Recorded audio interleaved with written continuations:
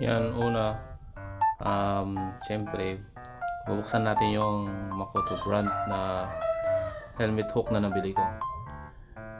Eto, disclaimer lang naman to. Kung gusto niyo ng Yama, Yama. Eto, malapit lang kasi sa akin, kaya Makoto brand ang binili ko. Then, mas mura kasi siya ng 2,000 sa Yamaha. Pero kung gusto niyo ng Yamaha, okay lang. Then, yun, babaklasin mo lang yung itim na bolt. Eto, babaklasin mo, then i-keep mo na lang to. Kasi yung bolt ng Makoto, yun na yung gagamitin mo. Kaya kaya naglagay ako nito. Gamit na gamit kasi to sa pamalengke, helmet, kung ano-ano, mga binili mo dyan sa gilid-gilid, pwede mong isabit. Yan ang mahirap dyan sa NMAX B2. Wala siyang helmet hook. Kaya yan, nakakabili tayo ng Makoto brand na helmet hook. Pagkabit niyan, kailangan mahigpit.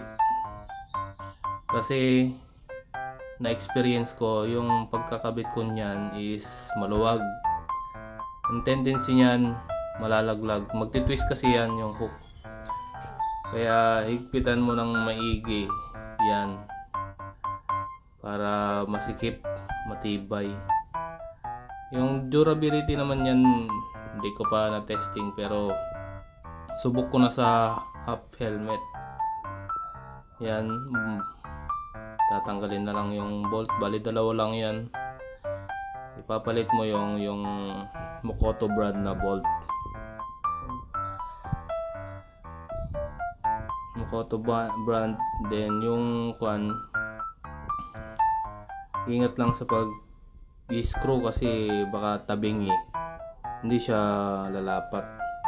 Dapat lapat na lapat para yung higpit niya mahigpitan mo ng maigi.